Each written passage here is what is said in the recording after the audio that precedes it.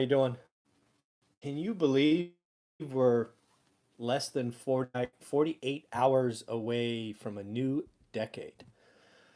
I started thinking about this yesterday, and something I'm going to do today, tomorrow, probably today, is put together a quick presentation about, my thoughts on real estate investing the last decade or so. Because if you remember back in 2010, everyone was scared, right?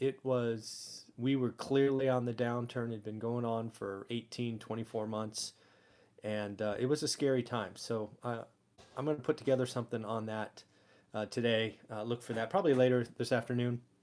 But on to the news at hand, the daily financial news. Again, a daily update. We do this every day, typically before 9 a.m. Pacific. It's just something I've been doing for a long time, and I just thought I would share with you what is going on.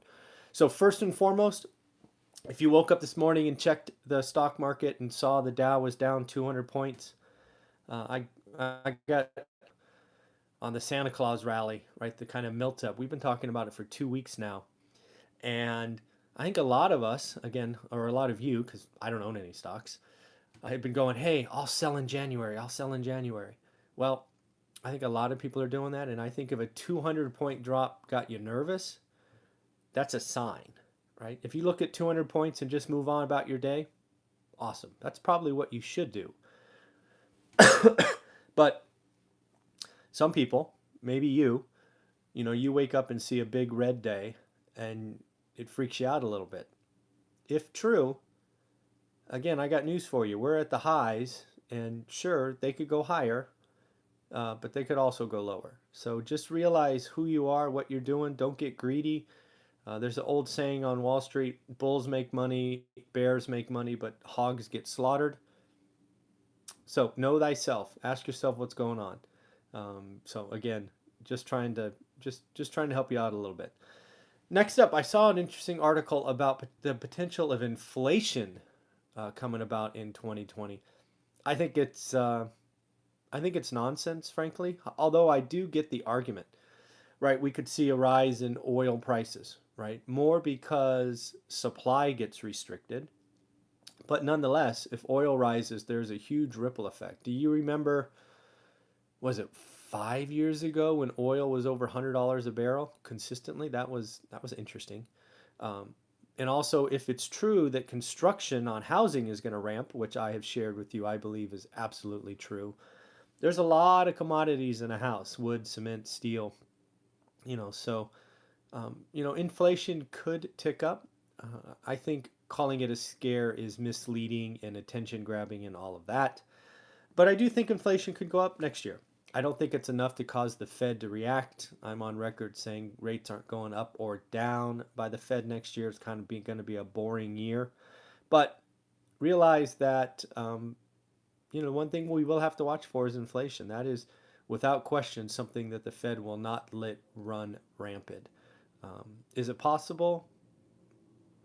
I guess. Is it likely? Not in my opinion. Next up, I just saw there's actually a date for the signing of the Phase One trade deal. Looks like they're gonna try to get it done this week, which is pretty cool. I was happy about that until I read the article. It looks like neither of the top guy in this case, they're both men, will be at the signing. Sometimes I look for signs when there are no signs, but what do you think it means that after 18 months, both of the top folks decided not to be there? I don't know what that means. Is that because they're waiting to sign the bigger deal?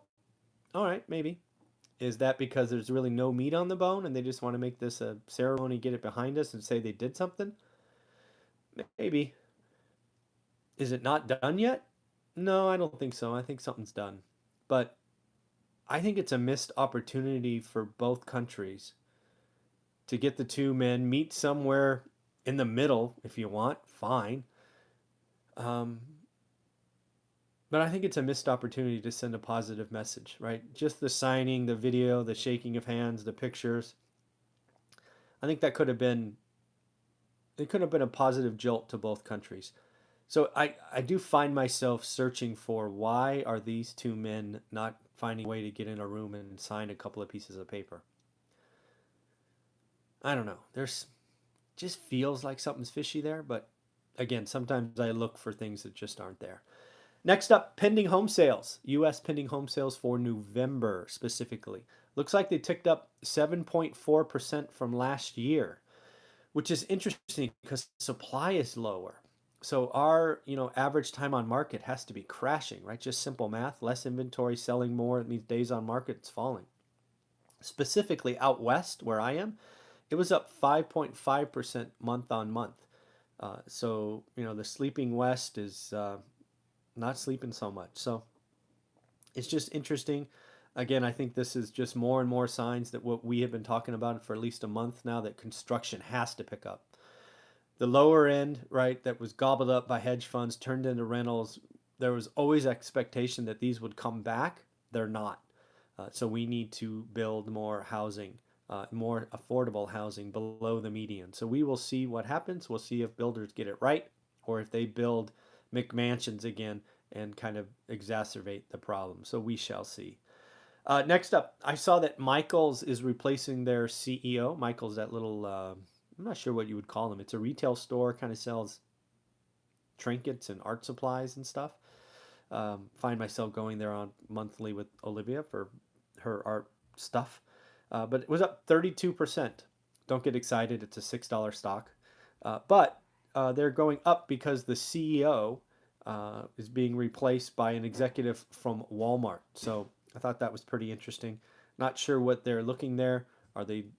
Is someone anticipating that Walmart might buy Michaels? I would say probably not. They already have their supply chain wired and frankly probably sell everything that Michaels have.